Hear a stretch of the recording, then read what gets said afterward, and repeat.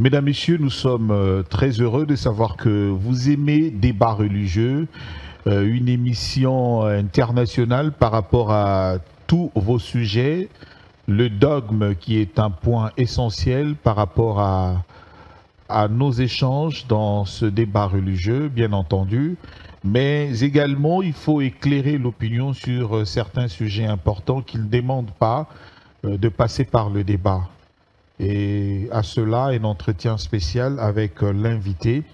Nous recevons pour vous encore une fois le docteur Renaud Boris Mbota qui est avec nous.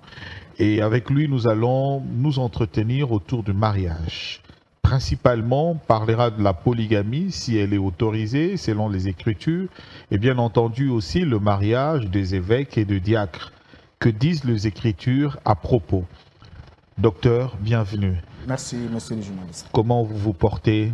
Je me porte bien par la grâce du Seigneur. Toujours prêt pour le débat, prêt pour dénoncer les hérésies, les fausses doctrines. Toujours disposé à faire éclater la vérité, à apporter la lumière afin d'éveiller les consciences et dégager tous les faux préjugés.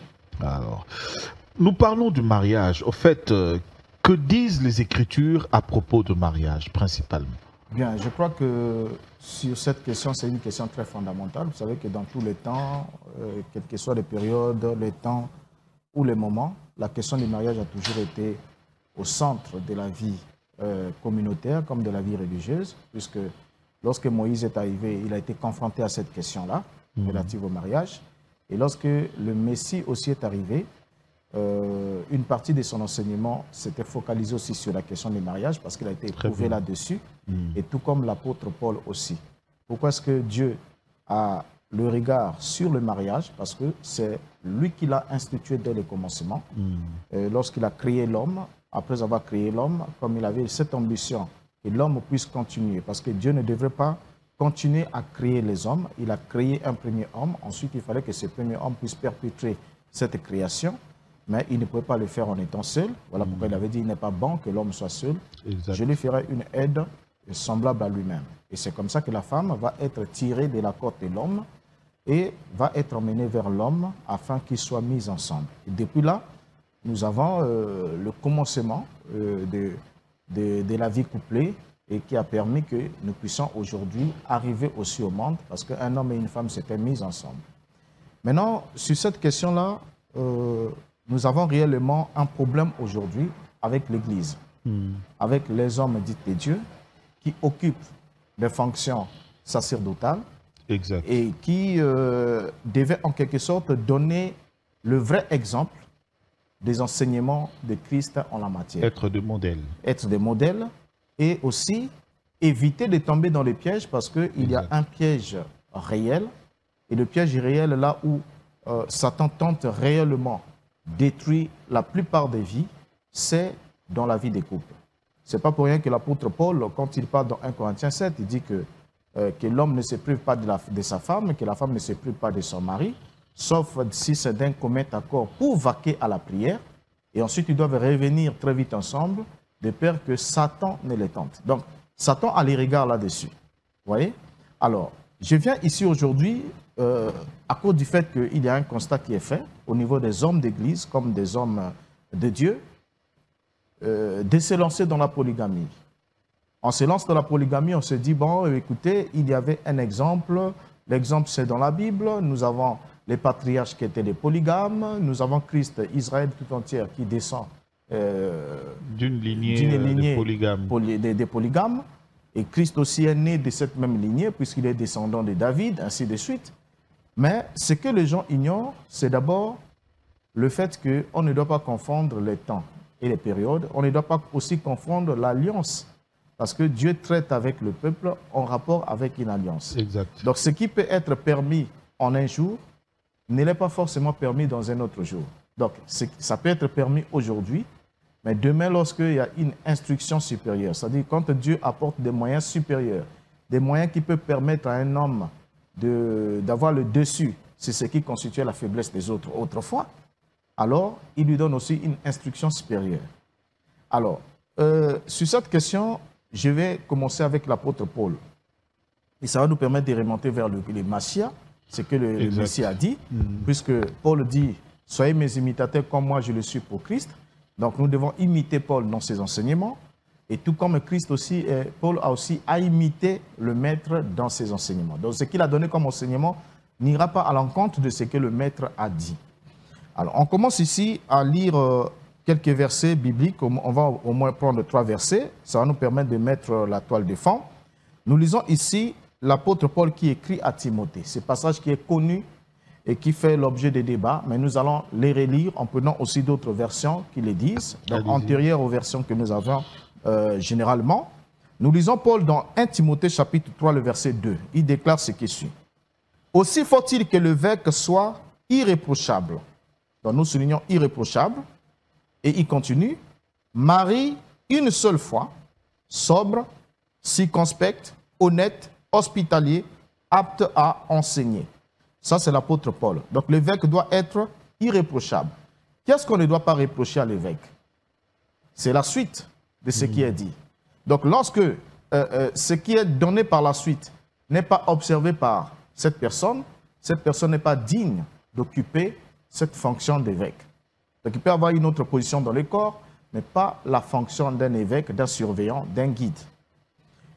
Il faut que l'évêque soit irréprochable, marié une seule fois. C'est l'apôtre Paul.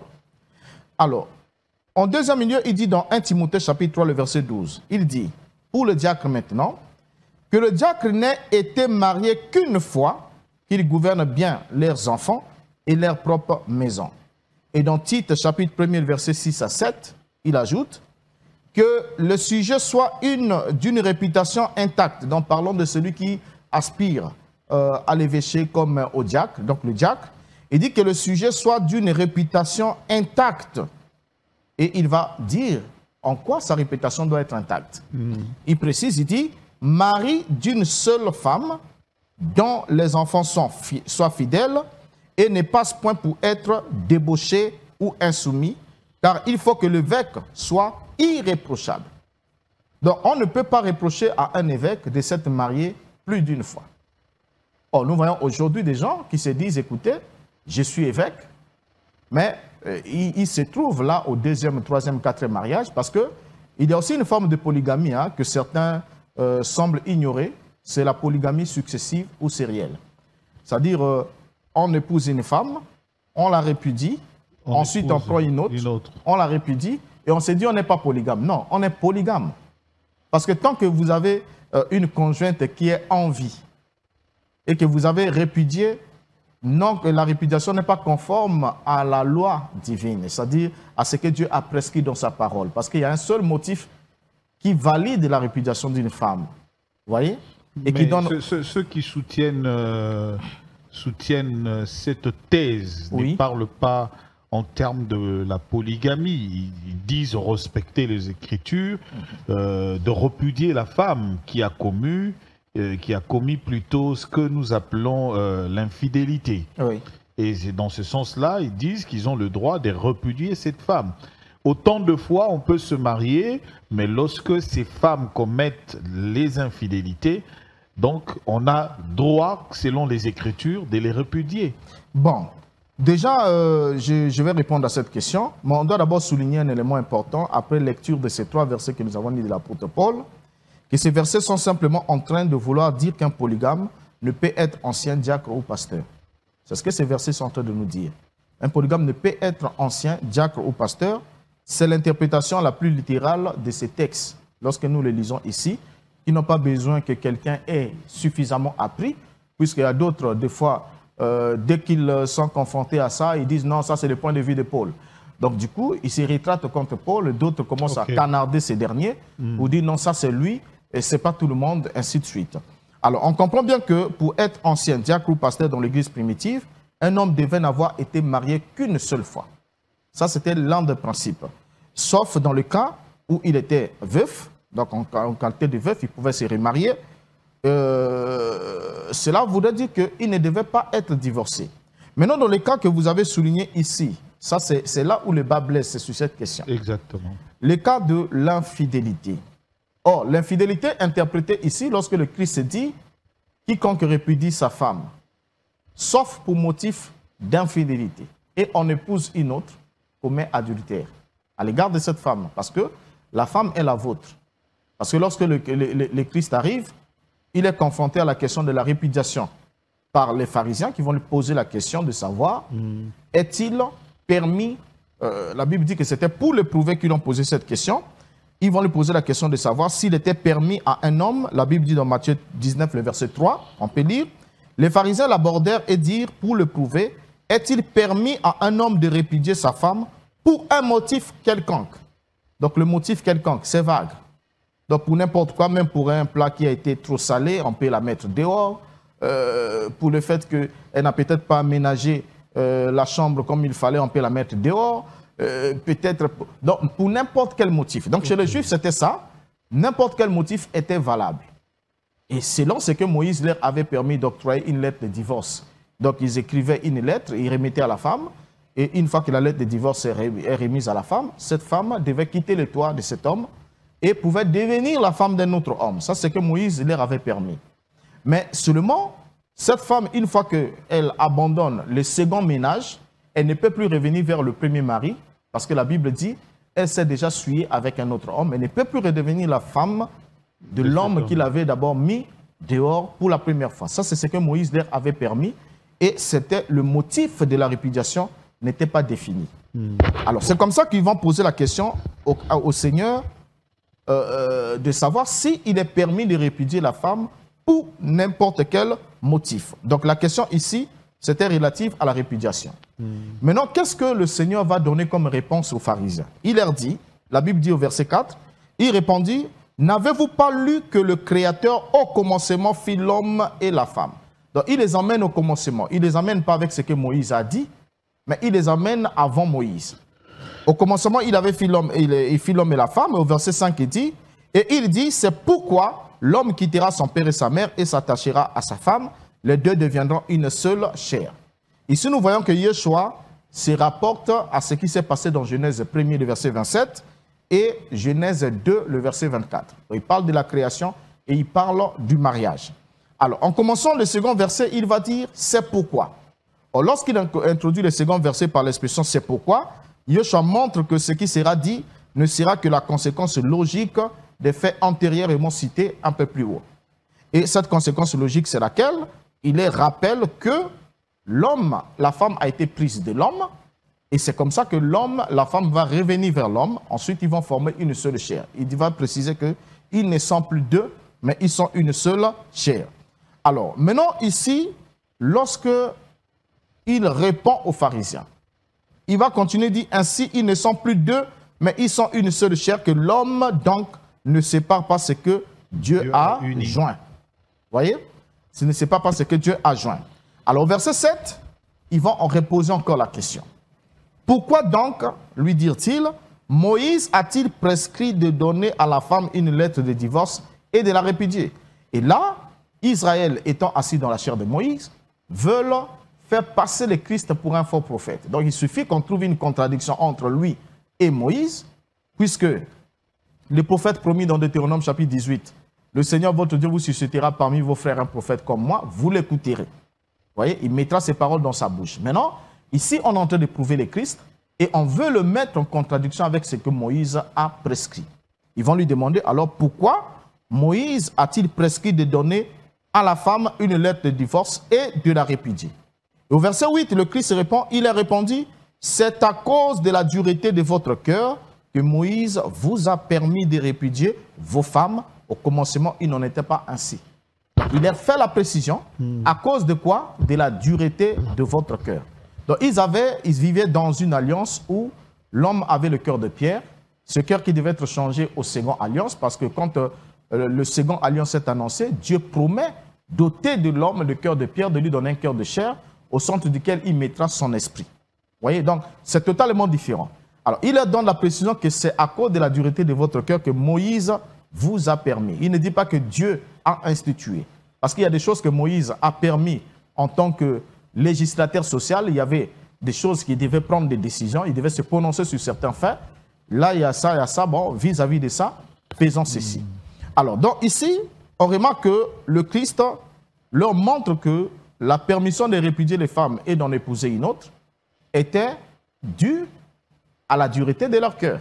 Mais il n'en était pas ainsi au commencement. Quand il parle du commencement, il retourne à Genèse chapitre 2, le verset 24, à ce que Dieu avait fait. Donc l'idéal de Dieu pour le mariage, c'était qu'une fois qu'une femme et un homme sont mis ensemble, unis par lui, donc conformément à sa parole, ils doivent demeurer ainsi. Donc il va présenter en quelque sorte l'indissolubilité du mariage. Alors dans ce cas-là, puisque le Christ présente l'indissolubilité du mariage,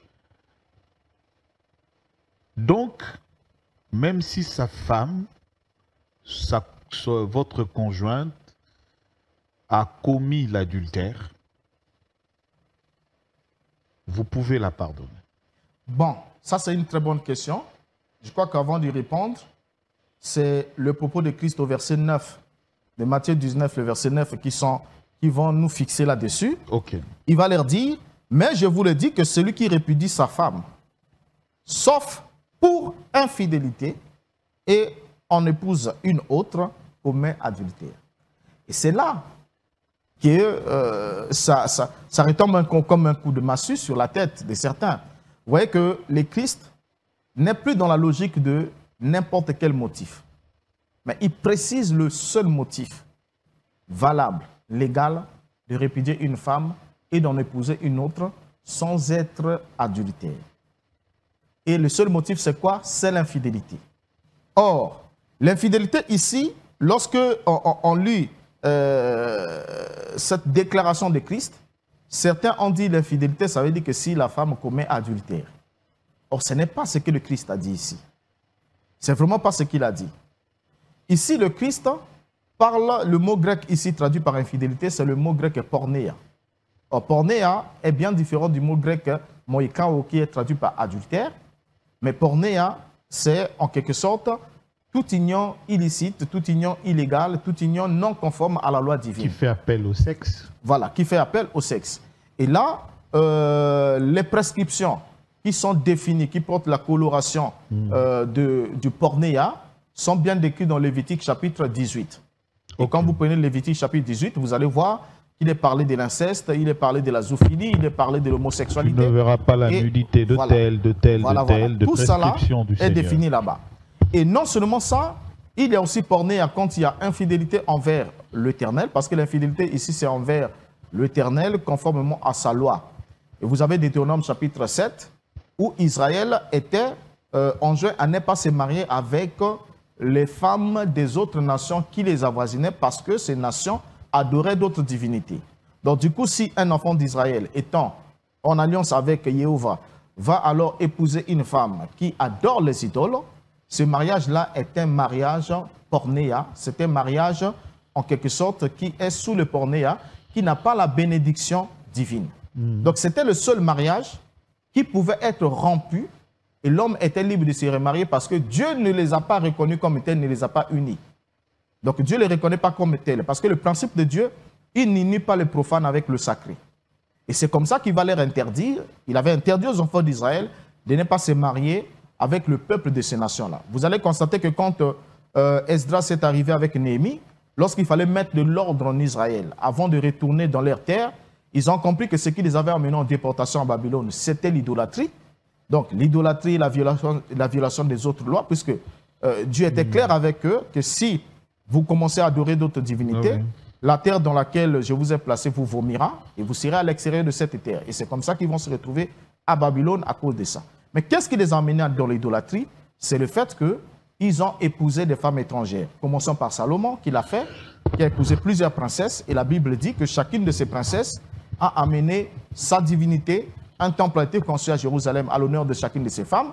Et Salomon partait même se prosterner devant les divinités de ces femmes, puisque étant le roi, quand la reine lui dit « tu m'invites parce que nous avons une cérémonie là-bas », il a le devoir d'accompagner sa femme. Et quand il le fait, l'idolâtrie rentre en Israël et c'est comme ça que Israël va subir. Alors, si Israël est arrivé à subir cette déportation, c'est à cause de mariage. Donc, tout est parti à partir de ces mariages-là. Et c'est comme ça que Esdras et les autres, pour mettre de l'ordre, ils vont demander à tout enfant d'Israël qui avait une femme étrangère de répudier cette dernière. Et c'est comme ça que tous ceux qui avaient épousé des femmes non juives, adoratrices d'autres divinités, étaient dans l'obligation de les répudier. Or, cette répudiation-là, c'était une répudiation légale. C'est le seul cas que Christ souligne ici lorsqu'il parle du pornéia. Alors, lorsqu'on revient dans le Nouveau Testament, oui. le terme commence à se claircir. Oui. Il n'y a plus, en Christ, il n'y a plus ni juif, ni grec. Oui. Ça veut dire nous formons maintenant tous un même corps et nous devenons tous les enfants des dieux. Oui. Mais maintenant, dans quel contexte aujourd'hui un enfant des dieux peut-il se dire dans le contexte où nous parlons, dans la partie où nous parlons justement des répudiés de femmes étrangères qui ne sont pas de la nation juive. Maintenant, aujourd'hui que dans le Christ, il n'y a plus ni juif ni grec, nous sommes tous devenus enfants des dieux. Maintenant, dans quel cadre peut-on parler de femmes étrangères aujourd'hui dans ce contexte? Non, mais aujourd'hui, on ne peut plus parler de femmes étrangères. On ne peut parler de femmes étrangères, pas étrangères en tant que venant d'une autre nationalité. Très bien. Mais on parle en matière de l'adoration, en matière de culte. Parce que Israël... La confession de foi. Voilà, la confession de foi. Israël avait la connaissance d'une divinité qui les servait, et les autres nations servaient d'autres divinités. Le problème, ce n'était que ça. Parce que Jéhovah dit, je suis un Elohim jaloux. Vous voyez, étant un Elohim jaloux, il ne pouvait pas permettre que sur la terre qu'il a donnée aux enfants d'Israël, le peuple avec lequel il a traité alliance, puisse avoir d'autres divinités à adorer en dehors de lui. C'est comme ça qu'il leur avait institué cela. Donc, c'est le contexte religieux. Donc, le contexte religieux, voilà, qui est le seul. Qui supplante. Voilà, qui supplante. Donc, si aujourd'hui, un homme épouse une femme, généralement, ce qui se fait, par exemple, ici, à Kinshasa ou bien au Congo RDC, comme Congo-Brazzaville ou partout ailleurs, lorsqu'un homme épouse une femme, si seulement cette femme fait déjà partie de la même confession de foi que lui, donc ça veut dire qu'ils ont le même Dieu à adorer. Et s'ils ont le même Dieu à adorer, il faudra que ce soit aussi des dieux authentiques, parce qu'il y a tout, hein, il y a tout dans cette affaire. S'ils adorent le même Dieu, ils sont tous un en Christ, et ils adorent le même Dieu, et une fois qu'ils vont se marier, ce mariage-là n'a aucune raison d'être dissous un jour. Donc ce mariage-là est indissoluble, parce que les cas de pornéia ne peuvent pas être définis à leur niveau. Il ne peut pas y avoir pornéia à leur niveau, il ne peut pas y avoir eu infidélité envers la loi de Jéhovah à leur niveau. Parce qu'ils se sont mariés en conformité à la loi, ça veut dire qu'ils étaient tous les adorateurs du même Dieu et ils se sont mis ensemble. Alors, est-ce que l'adultère est un motif valable pour répudier une femme? Ça ne fait pas partie des motifs. C'est là où le bas blesse, parce que c'est la théorie qui fait qu'aujourd'hui, les gens se marient autant de fois dans le contexte polygamie, de repudier, de se remarier, de repudier, de se remarier. C'est là. Le motif, c'est l'adultère. Bon, l'adultère n'est pas un motif légal pour ceux qui font confession de foi envers le Christ. Parce qu'un enfant de Dieu, c'est quelqu'un qui réglemente sa vie ça devient très à la grave. Parole. Ça devient. Les gens risquent de vous lapider par rapport à ça. J'arrive, monsieur le journaliste, et je sais que c'est très fort. J'arrive. Vous savez, lorsqu'on parle de l'adultère, l'adultère a été réglementé, vu de deux manières, dans la loi et sous la dispensation de la grâce. Sous la dispensation de la loi, Moïse était clair, lorsqu'un homme et une femme étaient pris en flagrant délit d'adultère, les deux devaient être mis à mort. Donc, il n'y avait pas de répudiation sous la loi de Moïse pour cause d'adultère. Donc, lorsqu'on parlait d'un motif quelconque pour répudier la femme sous la loi de Moïse, l'adultère n'était pas inclus. Parce que pour l'adultère, on vous mettait à mort, vous et votre partenaire. Donc, les deux complices devaient être mis à mort. Ça, c'est ce que prescrivait la loi de Moïse. Mais lorsque le Christ arrive, on emmène une femme qui a été prise en flagrant délit d'adultère. Nous sommes dans Jean chapitre 8. Et quand on emmène une femme prise en flagrant délit d'adultère, mais qu'est-ce que le Christ a fait? Parce qu'on lui a posé la question. Moïse, nous avons pris cette femme en flagrant délit d'adultère et Moïse nous a dit de lapider de telles femmes. Très bien. Or, non seulement c'était les pharisiens qui faisaient ça pour éprouver le Christ, mais non seulement même la règle, la conformité avec ce que Moïse avait dit n'était pas réellement cela. Alors le Christ va leur dire, celui qui parmi vous n'a pas commis de péché, qu'il prenne la première pierre et qu'il jette à cette femme. Pourquoi? Il y a beaucoup de raisons pour lesquelles le Christ les a interpellés. Bien sûr, Moïse vous avait dit de lapider. Mais Moïse n'a pas dit de lapider uniquement la femme. Moïse a dit, on tuera l'homme et la femme. Donc, on devait avoir en présence de Christ les deux. Donc, l'homme et la femme en même temps. On devait les mettre à mort. Et secondement, ils ne pouvaient pas être mis à mort dans l'esplanade du temple. C'était un lieu sacré. Là où on avait emmené cette femme, pour vouloir la mettre à mort, la lapider, ce n'est pas ce qui était prescrit dans la loi. Il fallait que ce soit à l'extérieur de la ville. Alors, dans tous ces éléments-là et beaucoup d'autres éléments, voilà pourquoi il leur a dit, celui qui parmi vous n'a pas commis de péché, qui jette la première pierre. Et quand ils sont tous partis, le Christ pose la question, où sont ceux qui te condamnaient? La femme dit, ils sont tous partis. Il dit, lève-toi et va, moi non plus je ne te condamne pas. Pourquoi? Lui non plus ne le condamnait pas, parce qu'il était porteur de la grâce. En tant que porteur de la grâce, au lieu de lapider, de permettre que cette femme soit lapidée pour que la loi soit accomplie, mais la grâce a été octroyée à cette femme et il va lui dire, va et ne pêche plus, va et ne transgresse plus la loi. Parce que quand tu vas transgresser pour la seconde fois, peut-être que je ne serai pas là ce jour-là pour te protéger. Vous voyez? Donc va et ne le fais plus. Alors vous voyez que lorsqu'on arrive dans la nouvelle alliance, votre épouse commet adultère. Vous n'avez qu'une seule attitude. La seule option, c'est de la pardonner. Je sais que c'est fort, mais oui, le mot, c'est celui-là. Mais là aussi, docteur Boris, oui. Le chrétien aujourd'hui utilise le mot dans le sens littéral du terme, mais dans le sens de l'esprit ou du contenu du mot. Avons-nous cette substance, ce réflexe-là? Parce qu'il n'est pas toujours recommandé de dire pardon. Mais comprenons-nous le sens du pardon quand le Christ dit « Aimez vos femmes comme Christ a aimé l'Église ». Que représente l'Église pour le Christ? Parce qu'aujourd'hui, pratiquement, on parle du mariage. L'Église est l'épouse de Christ. Mais pourquoi il nous demande d'aimer nos femmes comme lui, le Christ, nous a aimés? Et il va plus loin pour dire au point de donner sa vie pour sa femme, pour l'Église. Oui. Là, déjà, il y a une petite nuance qu'il faut souligner. Je ne partage pas trop le point de vue selon lequel l'Église soit l'épouse de Christ. En tout cas, ça pourra faire l'objet d'une émission tout entière. C'est un point de vue qui est vraiment erroné, qui est contradictoire aux Écritures. Mais l'Église est le corps de Christ. OK? Et la femme comme telle, celle que vous avez épousée, c'est une partie de vous, parce que vous devenez une seule chair. Et l'homme, bien sûr, est la tête, il est l'autorité supérieure. Et même l'exemple que vous avez pris, c'est un exemple très éloquent. Aimez votre femme comme Christ a aimé l'Église. Et s'est sacrifié, s'est même livré pour elle. Donc il a donné sa vie pour l'Église. Donc on doit arriver à aimer celle qu'on appelle femme, notre femme, de la même manière. Donc être prêt à donner notre vie. Alors si on est prêt à donner notre vie, on n'a rien qui soit plus précieux que la vie.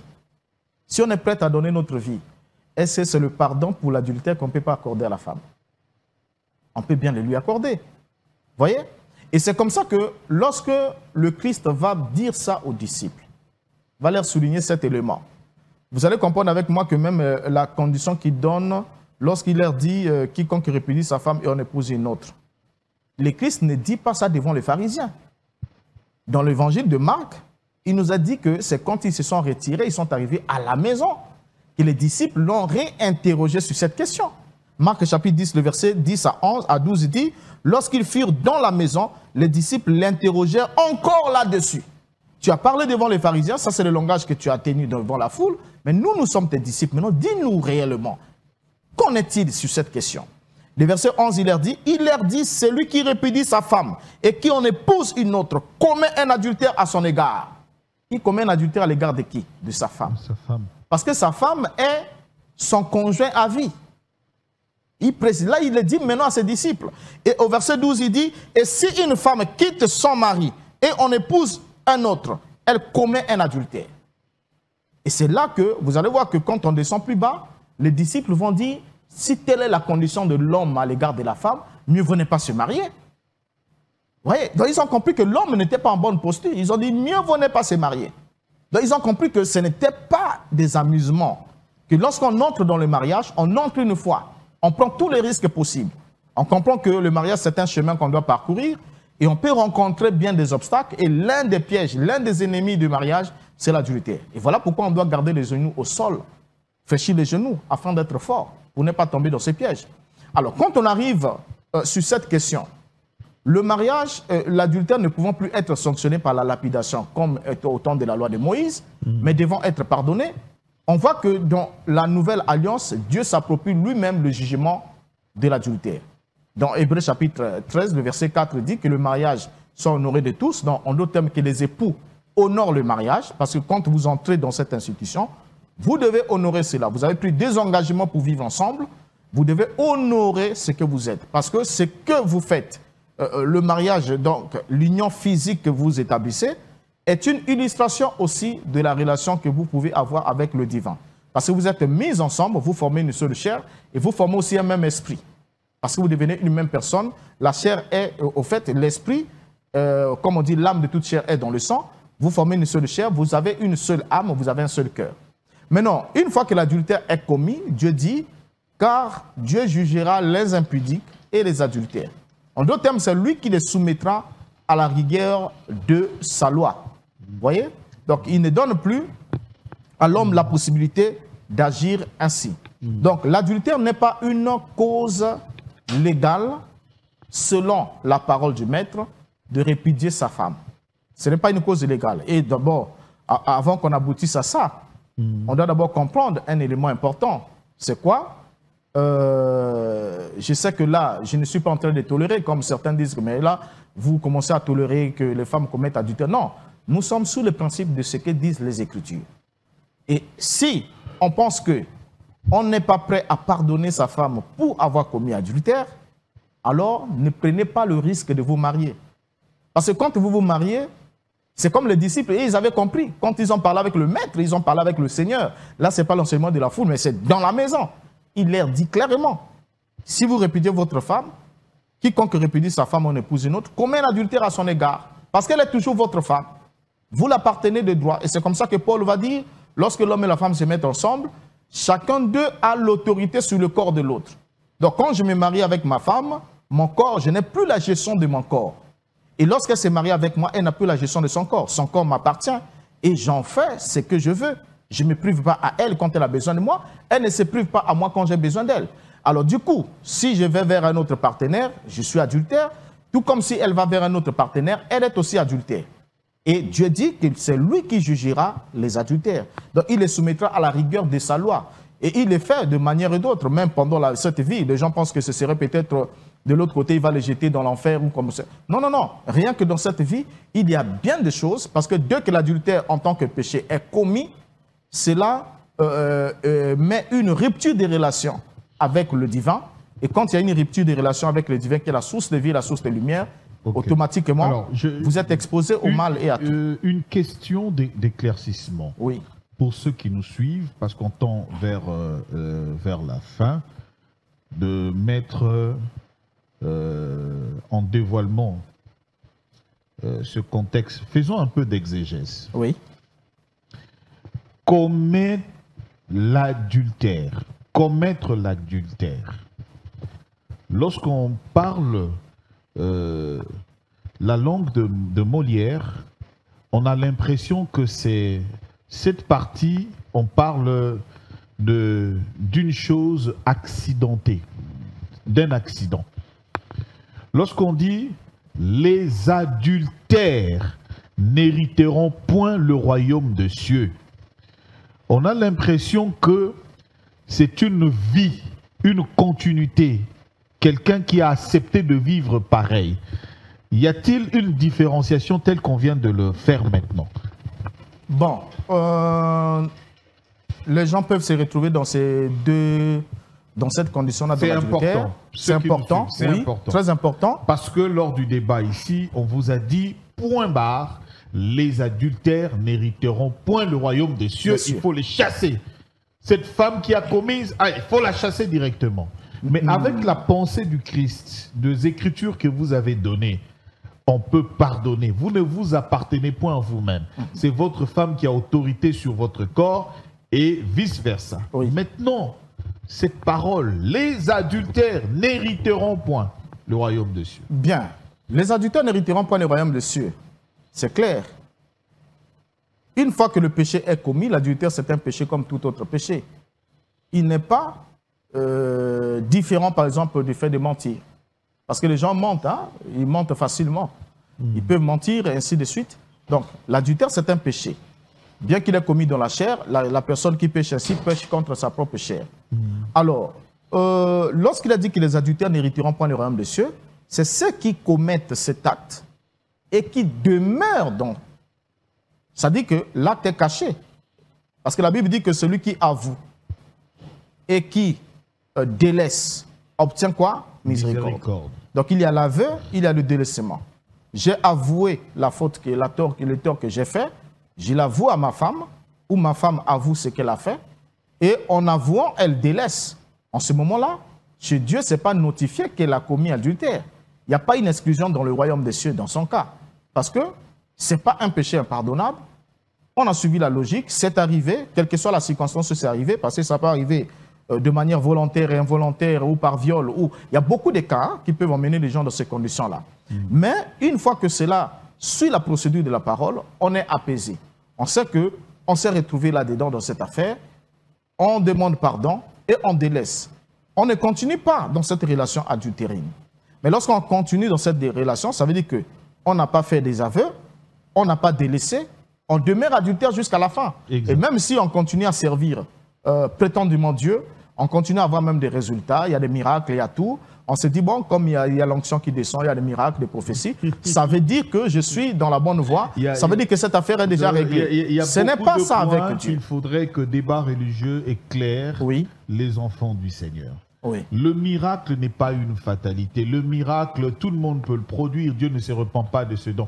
Une autre personne, vous pouvez voir, il fait de miracles, de grands miracles. Mais c'est là le grand piège. Ça ne vous étonne pas. Il y en a d'autres qui sont dans la magie. Il y en a d'autres qui sont aussi dans le vrai, mais ils sont adultères. Voilà. Ce jour-là, il leur dira... éloignez-vous de moi car je ne vous ai jamais connu. Ouvrier de l'iniquité. La nouvelle naissance, c'est ça, le soubassement, le changement. Oui. Vous voyez, donc sur ce point-là, on saisit très bien qu'une fois que la faute est confessée et délaissée, elle est pardonnée. On obtient quoi? Miséricorde. C'est comme ça qu'il y a un sérieux problème. On obtient miséricorde. Mais lorsque cela n'est pas confessé et délaissé, il n'y a pas miséricorde.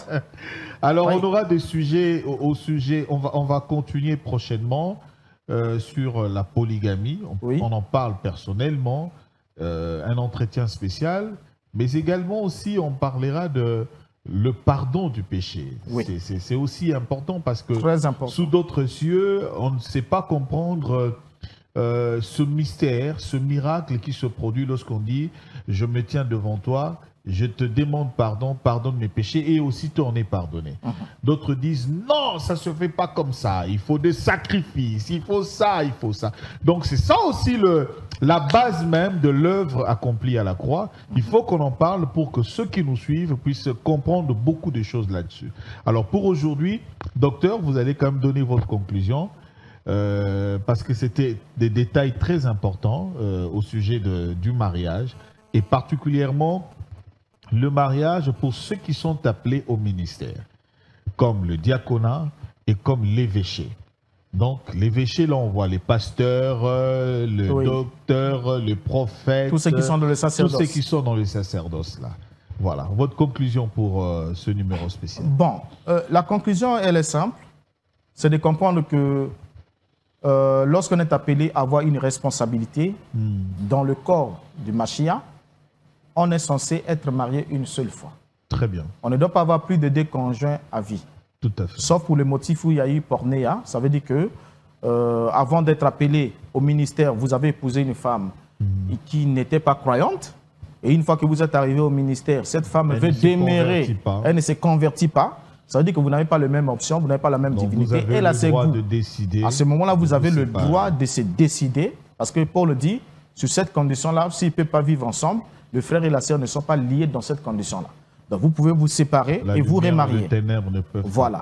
Là, c'est une autre condition. Maintenant, si le mariage ne connaît aucun obstacle, comme le Christ l'a souligné, on doit savoir respecter le mariage.